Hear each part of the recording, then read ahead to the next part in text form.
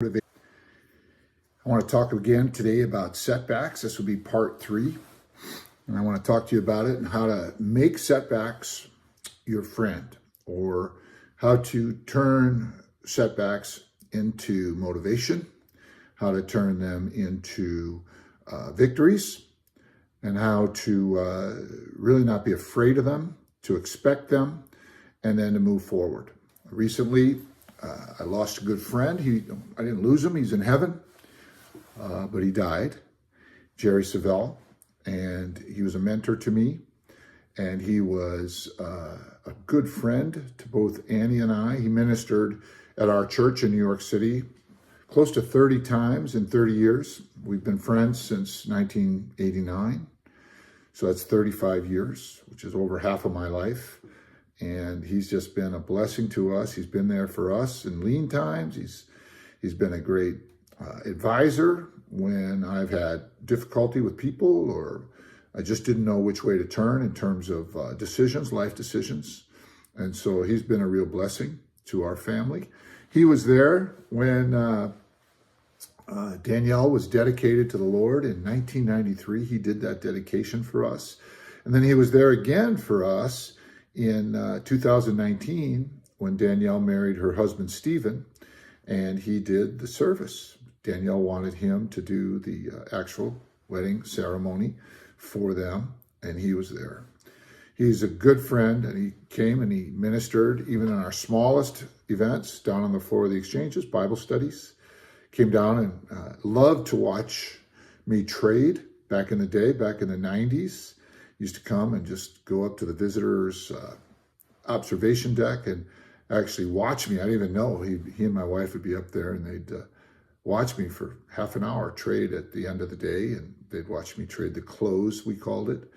And it was something. But to lose someone like that, someone that was always in your corner, he wasn't in my life every day, but he was there just in my back pocket, like he was just always with me, so that when trouble came, I could call him if I wanted to call him. So how do I turn that around now? How do I turn that around?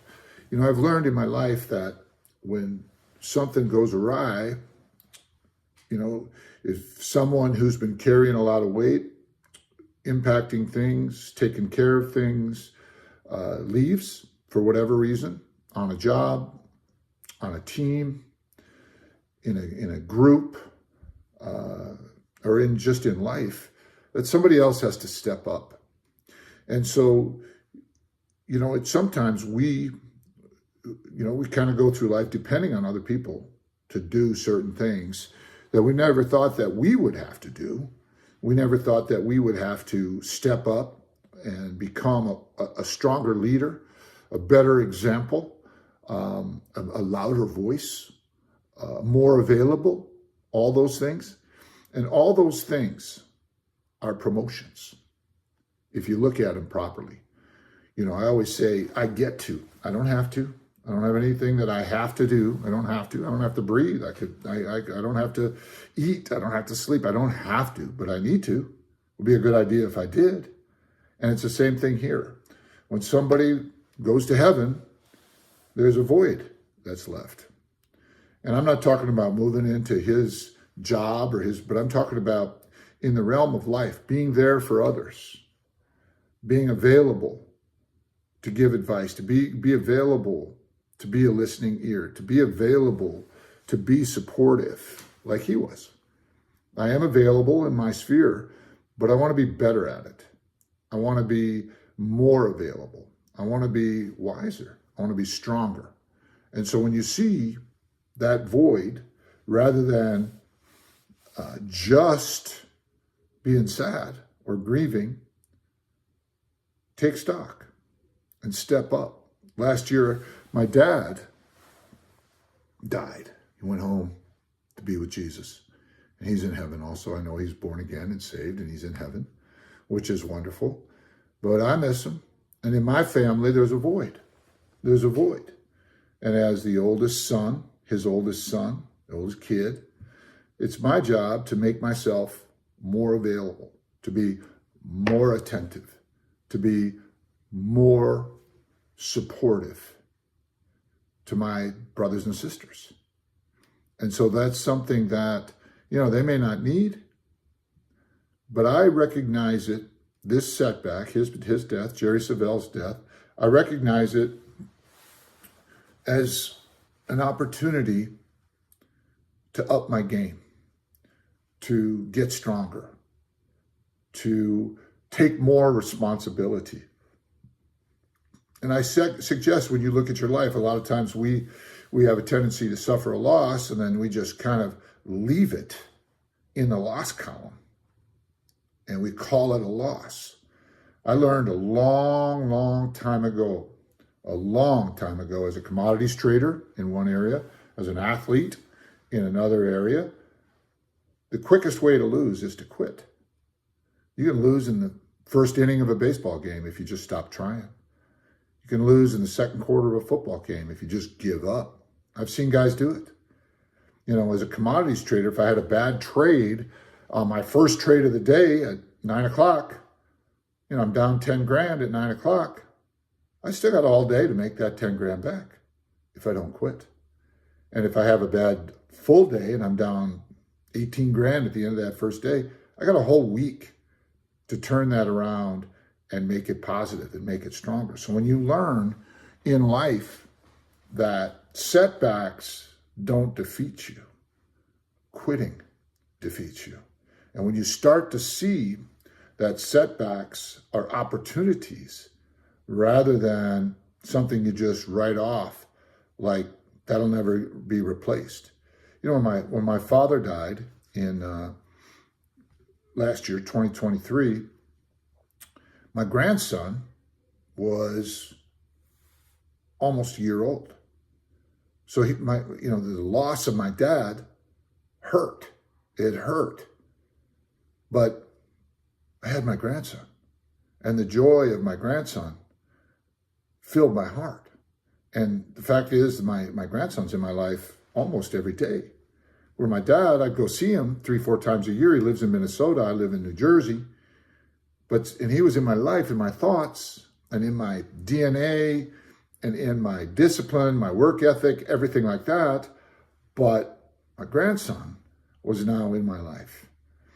And it is something to remind yourself on a regular basis that winning, being successful, requires a mindset that when things don't go the way you want them to go, you really have to see it as an opportunity to get stronger, to step up. And so you think about things, right? You think about things, how can I do that? At the beginning of this year, my mantra is, or the one-liner that I'm supposed to take into prayer every morning, into my journaling time every day, into my thought life every day is, and this may seem awkward to you, but it's strong in me. How can I love you better?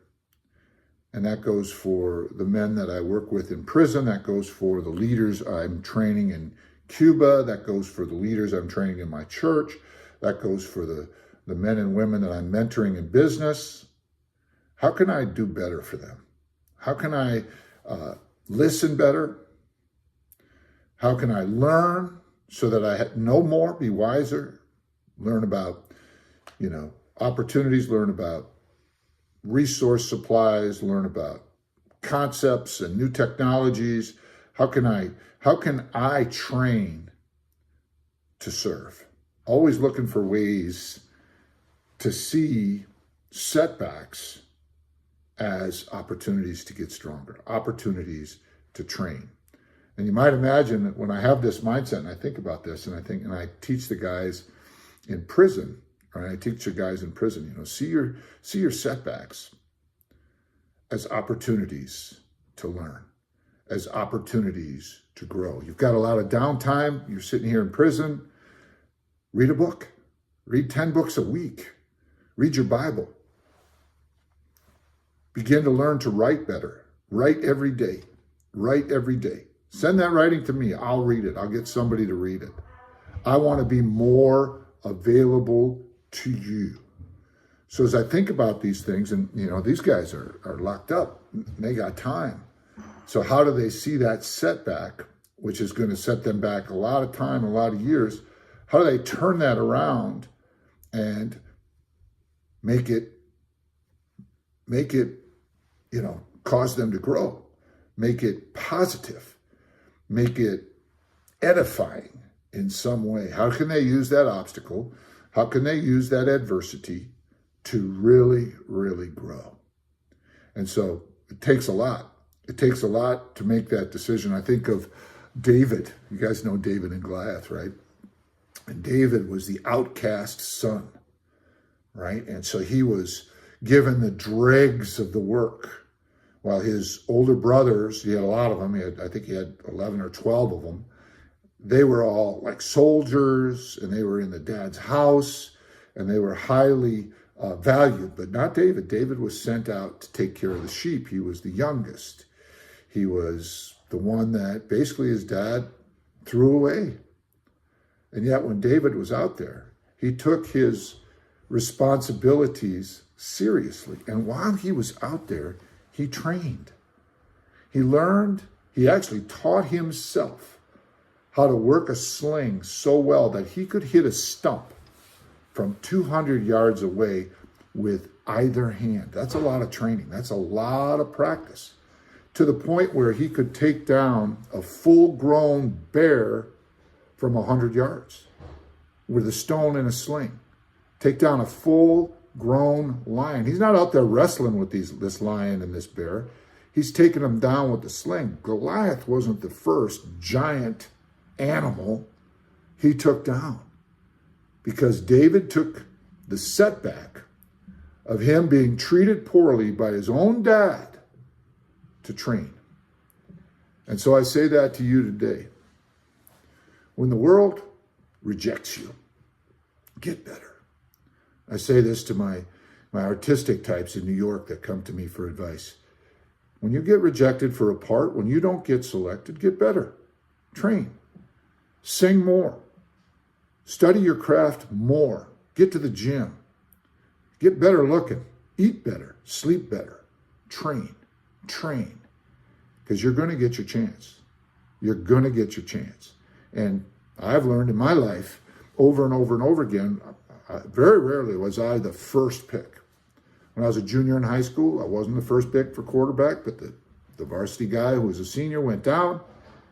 I got the job, and I started for 2 years, set some records, ended up going to Yale University, getting into college. But I wasn't the first pick. I was a defensive linebacker. I was starting on a linebacker. I was captain, but I wasn't the first pick for quarterback. And it's quarterback that got me into college. Same thing happened when I got to college. I had to switch positions to get on the starting lineup and to letter. So now I'm a receiver playing behind a guy who went to the pros and played for 10 years in the pros. So then all of a sudden he graduates, and now it's next man up. And I was the next man up. And in fact, there was a guy in front of me in my junior year, and he went down. And then I got the job, but I was ready. I had trained. I didn't sit there and see the fact that I was number 2 on the depth chart as a negative. I just knew that when my opportunity came, and it would, that I would be ready. I would be ready. Now, I'm telling you right now, opportunities are coming, and some of you have just experienced setbacks. You need to make that setback, you need to place it in your mind in a different place. Not as a negative, not as an opportunity to quit, but as an opportunity to get stronger. The Bible talks about if a door closes, God's going to open another one. And every now and then, God actually closes doors so that you don't go through the wrong door. Start seeing closed doors, rejection, as good, as I wasn't supposed to go that way. And just find another way to go. God has not given you the spirit of fear, but power, love, and a sound mind. God has not given you the spirit of fear, but power, love, and a sound mind. Setbacks, make them your friends. Begin to prepare and train and watch good things start coming your way on a regular basis. Watch good people Start recognizing your resilience. Start recognizing character in you. And as you're training, you'll start to up your game and your competence level will come up, and they'll start recognizing skill sets. And I always see it. You're going to see things clearer. You're going to be more efficient. You're going to be more productive. You're going to be more promotable, and you're going to grow. So I thank you for listening to Morning Motivations with Dan Stratton today. Hope you continue to tune in. If you have a question or you want to make a comment, just reach out to me. I'm looking forward to getting to know you. And we're here. We do a lot of training as a team. So if you'd like to become part of those teams and part of this network of people that are really growing, that are overcoming obstacles, that are doing those next smallest doable steps, that are living in a thankful place and realizing what we would do if we knew we would succeed. All right, buddy. If you've been on here today, reach out. I look forward to meeting you or reconnecting with you, whatever it is. God bless you. Have a good